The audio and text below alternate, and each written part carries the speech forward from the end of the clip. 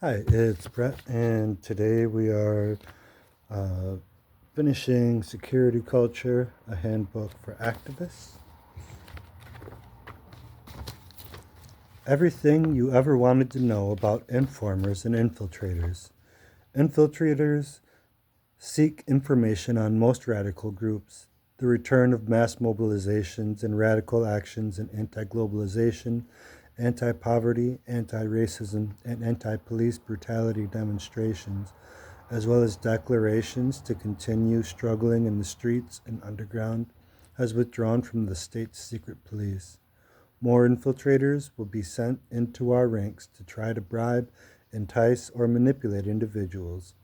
The extent to which they are able to infiltrate our groups depends on our seriousness and responsibility in learning about, promoting, and working within a security culture. Radical movements can learn to better identify covert enemies in our projects. Once identified, appropriate action is needed to undo, contain, or remove the danger. This section is intended to arm you with information on how to spot and deal with informers, infiltrators, and provocateurs in our ranks. Who is an informer? There are actually two kinds of informers. The deliberate informer is an undercover agent on the payroll of government or industry, and the second type is the activist turned informer. Both kinds try to infiltrate our ranks and are equally dangerous to our movements. Let's discuss the deliberate informers first. They are often difficult to identify. Informers can be of any age and any profile, but they do have a few discernible methods of operation or modus operandi. These are the hanging around type. They are persons who regularly show up at meetings and actions but generally don't get involved. They collect documents, listen to conversations, and note who is who. The observation rule is relatively inactive. The sleeper type is similar to the hang around modus operandi, except that their absorption of information is used to activate their role at a later date. The novice type presents a somewhat more active role, but confines themselves to less prominent work. They don't take initiatives, but the work they do is valued, and this helps them build trust and credibility. The super activist type, they come out of nowhere, and all of a sudden they are everywhere.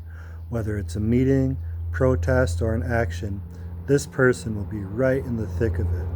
Keep in mind, however, that this can also be the mark of a new activist whose enthusiasm and commitment is so strong that she or he wants to fight the power every minute of the day. It should be said that with several of these modus operandi, the behavior is hard to distinguish from a sincere new person's involvement. How do we tell them apart?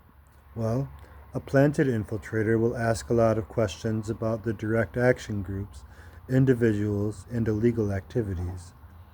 He may suggest targets and volunteer to do reconnaissance as well as take part in the action. Infiltrators also try to build profiles on individuals, their beliefs, habits, friends, and weaknesses. At the same time, infiltrators will shield their true selves from other activists. Anyone who asks a lot of questions about direct actions isn't necessarily an infiltrator, but they are someone you should be careful with. At the very least, they need to be informed about security issues. New activists should understand that direct action tactics can be risky, though some risks are worth taking, and that asking a lot of questions endangers people. If the person persists in asking questions, there is a problem and appropriate measures must be taken. Activists who can't understand the need for security should be shunned and kept away from the movement. Some types of infiltrators stay in the background and offer material support. Other informants have nothing to do with the group or action, but initially heard certain plans and tipped off the police. Among the more active types of infiltrators can be a gregarious person that quickly wins group trust. Some infiltrators will attempt to gain key forms of control, such as communications, secretarial, or finances. Other informants can use charm and sex to get intimate with activists to better spy or potentially destabilize group dynamics. Active infiltrators can also be provocateurs specializing in disruptive tactics, such as sowing discord and demoralizing meetings or demos, heightening conflicts, whether they are interpersonal or about action or theory, or pushing things further with bravado and violent proposals. Infiltrators often need to build credibility. They may do this by claiming to have participated in past actions. Also, infiltrators will try to exploit activists' sensibilities regarding oppression and diversity. Intelligence organizations will send in someone who will pose as a person experiencing the common oppression of the particular activist group. For example, in the 60s, the Weather Underground, Weathermen, a white anti imperialist armed struggle in the U.S., was infiltrated by an ordinary Joe informant with a working class image. Black war veterans infiltrated the Black Panther Party. A fresh example of police infiltration and manipulation tactics is that of Germinal, a group targeted for arrest who 2 days prior to the April 2001 anti-FTAA demonstrations in Quebec City. 5 months prior, the police set up a false transport company and specifically postured opportunities for employment in the vicinity of a Germinal member seeking employment. The trap worked. Tipped off by the initial informant, 2 undercover cops worked for 4 months in the group. This operation resulted in the media-hyped dismantlement of the group on the eve of the summit. 7 Germinal members were arrested, 5 of whom spent 41 days in preventative custody, only to be released under draconian bail conditions. The police covert action was in part about dismantling the group, but it was also about creating a media propaganda campaign to justify the police state security for the summit. Background checks, an essential tool. What are some ways of looking into the possibility that someone is an informer? Firstly, unless you have concrete reasons or evidence that someone is an infiltrator, spreading rumors will damage the movement. Rumors that you do hear of should be questioned and traced back. A person's background can be looked into, especially activism they claim to have participated in other places. Do your contacts in those places know of this person or their involvement? Did problems ever come up? One important advantage of having links with faraway places is that it makes it more difficult for informers to fabricate claims about their activities. What are a person's means of living? Who are her or his friends? What sorts of contradictions exist between the professed ideals and how they live? One of our strengths as an activist is our ideas and values, our counterculture, our attitudes toward the dominant society. Our sincerity in discussing those things is also a way of learning about each other. When planning for new actions, care must be taken concerning who is approached.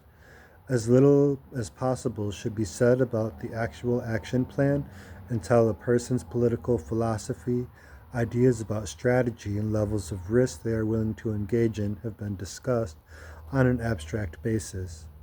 If there is a strong basis for believing this person might be interested in the action, then the general idea of an action can be run by them. Only when they have agreed to participate do they come to the group to discuss action details. During trials of activists, police often reveal the kinds of information that they have gathered concerning our groups and activities. Note what revelations came out of these trials. What are the possible and likely sources of the information? Speak to persons that have been arrested and interrogated to see what they may have said to the police or discussed in their jail cell. Placing infiltrators in social justice and revolutionary movements is an established practice. It was done to the Black Panthers, AIM, the Front de Libération de Québec, and the peace, anti-war, and anti-nuclear movements on a large scale. Small groups, such as affinity groups or working groups of larger, more open organizations, need to be especially careful with new members. Direct action organizing is ideally done with long-standing trusted members of the activist community. This doesn't mean that no one else should ever be allowed into these groups. On the contrary, if our movement is to continue to grow, new people should be welcome and recruited. We just need to keep security in mind and exercise caution at all times. The unwitting informer. Possibly an even greater threat to our movements than the covert operative is the activist turned informer, either unwittingly or through coercion. The unwitting informer is the activist who can't keep his or her mouth shut. If someone brags to you about what they've done, make sure this person never has any knowledge that can incriminate you, because sooner or later the wrong person will hear of it. These activists don't mean to do harm, but their bragging can be very damaging. It is your responsibility to instruct these people on the importance of security culture. And as an aside, also the less you know, the less you can accidentally say. Um, Ignorance is bliss in some cases. The other type of activist informer is the person who cracks under pressure and starts talking to save his or her own skin. Many activists get drawn into situations they are not able to handle and sometimes are caught up in the excitement that they either don't realize what the consequences can be or they just don't think they'll ever have to face them.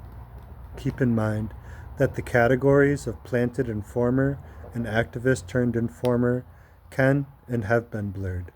In 1970, during the height of the FLQ's activities, Carole Deval, a young Parti Québécois activist, was drawn to the FLQ, but then later became a paid police agent. Her activism with the PQ, she disagreed with the heavier FLQ actions since it threatened the legitimate work of the PQ. Her involvement with the FLQ was as a planted police informer. Know your own limits. We have to know the possible consequences of every action we take and be prepared to deal with them. There is no shame in not being able to do an action because of responsibilities or circumstances that make it impossible for you to do jail time at this point in your life.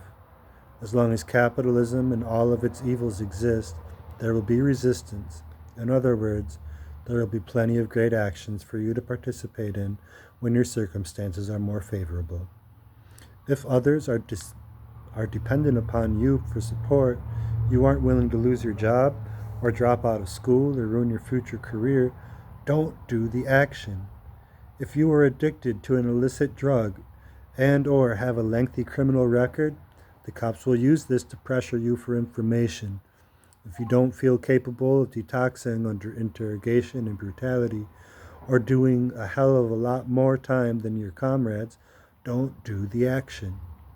Make certain that you talk with others in your affinity group about situations that make you uncertain whether you should be involved in particular actions, especially those that are at high risk of being criminalized. Remember, there is no excuse for turning in comrades to the police, and those activists that do effectively excommunicate themselves from our movements. We must offer no legal or jail support to those activists who turn in others, for their impact on our movement is far-reaching and can have devastating effects.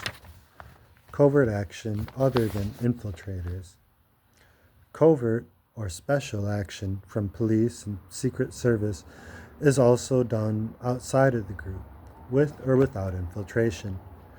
These efforts include intimidation and harassment, blackmail and manipulation, propaganda, informing employers and security checks, as well as physical sabotage like theft and arson. Intimidation and harassment can include visits from Secret Service agents calling you or your partner by their first name on the street, thefts where obvious clues are left, Police will try to blackmail people if they want to recruit or neutralize them. Police use propaganda in an attempt to poison the atmosphere and manipulate media and public opinion. In December 1971, when the FLQ was near its end and heavily infiltrated, the RCMP issued a false FLQ communique in the name of the Minerva cell. The communique adopted a hardline position, denouncing the abandonment of terrorist action by well-known activist Pierre Veillet and urging the continuation of armed struggle. In Genoa, Italy, police played an active covert role in trying to discredit Black Bloc anarchists during the July 2001 meeting of the G8. Several reports revealed that Italian police, masked as Black Bloc members, attacked demonstrators in small shops. With a lack of public information, the police helped manipulate public discourse along the lines of how do legitimate demonstrators isolate activist thugs? Slanderous propaganda can take the form of anonymous letters or rumors aimed at the activist milieu. There are also examples where police will make uncorroborated, casual accusations to journalists that, to use two examples, a person is a drug dealer, or that at a demonstration, a person aimed a handgun at an officer. It is often for slanderous reasons that police charge activists with weapons possession, for having a penknife, or charges of violence like assault. The growth of the anti-globalization movement has been accompanied by renewed anarchist scare propaganda on the part of authorities. Politicians and police attempt to massage public opinion, preparing people for a crackdown in order to legitimate the use of heavier methods of social control, exclusion, and repression. Manipulative disinformation spreads through the media needs to be denounced as lies. There are activist-friendly lawyers who can help us demand retractions and corrections. Speaking to the journalists involved, calling them on their sloppy, dishonest work, expose their hypocrisy, and complain to the journalist ethics body. We cannot rely on capitalist, private media for any kind of fairness. It is valuable for us to learn about the covert actions of the police. There exists a long and documented history, factual information about police covert activities. Also comes out as evidence presented in court. An important, too often neglected part of our strength is our knowledge of and our protection from police action against us. Moving against informers, considerations and alternatives. Taken from Protecting Ourselves from State Repression, a manual for revolutionary activists, published in 1984 by the Anti-Repression Resource Team of Jackson, Mississippi. Assuming that the security culture within the group have suspicions about a group member being an informer, provocateur, it is useful for security leadership to resolve certain questions both before and after the investigation. A. How badly do you want to know whether the person is an agent or not? Clearly, if the person under suspicion is relatively important to the group's functioning, then leadership must know one way or the other. The more important the person under suspicion is to the group, the more intensive the investigation. We may suggest methods of investigation which are unorthodox and, from a certain point of view, morally indefensible. But the question is always how badly the group needs to know. No group need use all or any of the methods we describe, but under the conditions that the correct information is a life and death matter for the group, certain drastic measures may be justified. B. What will be done if the information is inconclusive? Often there is not enough evidence to confirm that someone is a police agent, but there is enough evidence to confirm certain suspicions. A great deal will depend upon what is at stake with the person under the suspicion. In general, the choices come down to 1. Labeling the person as a security risk and acting accordingly, 2. Doing nothing outwardly but continuing the investigation, 3. Isolating the person from sensitive work but keeping him or her in the group, 4. Moving to a higher stage of investigation. C. What will be done if the person does turn out to be an agent? While common sense dictates that the person be exposed and severed from the group, other actions might be initiated. If the presence of the agent is a real threat to the group, then the agent should be neutralized in an effective manner. Usually, wide exposure of the agent will accomplish an effective neutralization, but if the agent is no great threat to the group's functioning, the agent staying inside the group may be useful for other purposes. The group might decide that they prefer to keep the agent rather than risk not knowing who would replace a known quantity. If the agent is not in a sensitive position, can be monitored and isolated from important work, the group may want to keep such an agent at a low organizational level, or the agent might be given tasks that seem to be sensitive but are in reality not crucial to the group. Under the cover of doing sensitive work, false and semi-false information about the group can be relayed to the intelligence agencies that the agent belongs to, or perhaps certain information that is in fact true about the group can be willfully discredited by creation of pseudo-events and or false information. Remember that when the intelligence agencies have a great deal of contradictory information, it decreases their ability to act decisively against the group. D. What are the responsibilities to other groups of the group's knowledge of an informer? If the group makes a decision to sever a connection with the agent, it is certainly the group's responsibility to quietly contact leadership and other groups to warn them about the agent.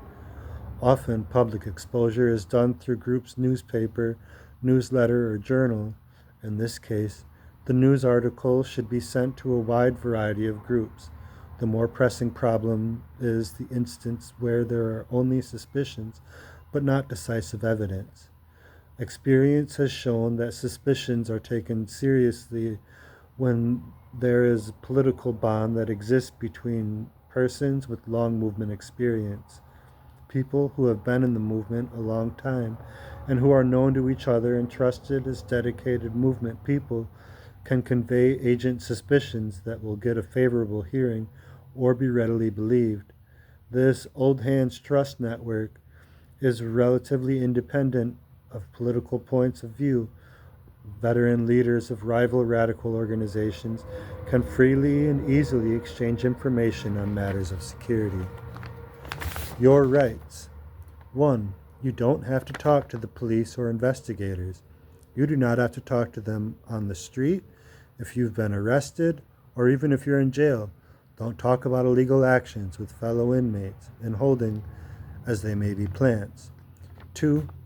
You don't have to let CSIS or the police into your home or office unless they have a search warrant or arrest warrant. Demand to see the warrant.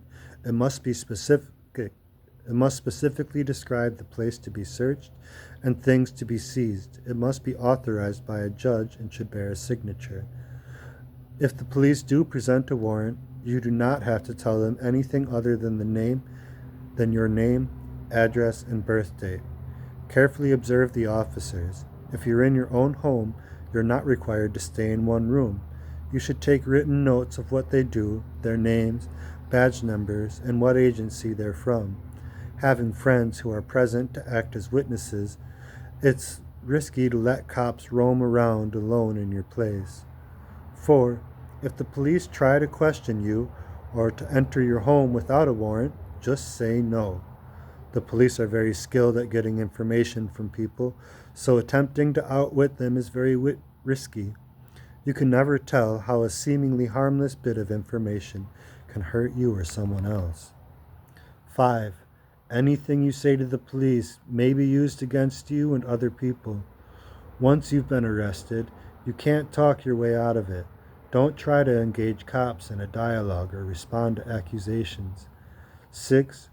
You do not have to reveal your HIV status to the police or jail personnel. If you've been arrested, you should refuse to take a blood test until you've been brought before a judge and have a lawyer of your choice. 7. You have a right to a telephone lawyer of your choice as soon as possible. This means after you've been arrested, charged, and booked into jail. This does not mean, however, that you'll be given the right to speak with your family and friends. This is left up to the discretion of the police involved in your case. Although I think 6 and 7 here may not apply similarly in the United States. 8. Lying to the police is a crime. 9. If you are nervous about simply refusing to talk, you may find it easier to tell them to contact your lawyer. Once a lawyer is involved, people will know about your state, i.e. charges, bail, court date, etc. This was put out by True Leap Press, printing and distribution. Probably not an accurate address. Thank you. Please subscribe for more.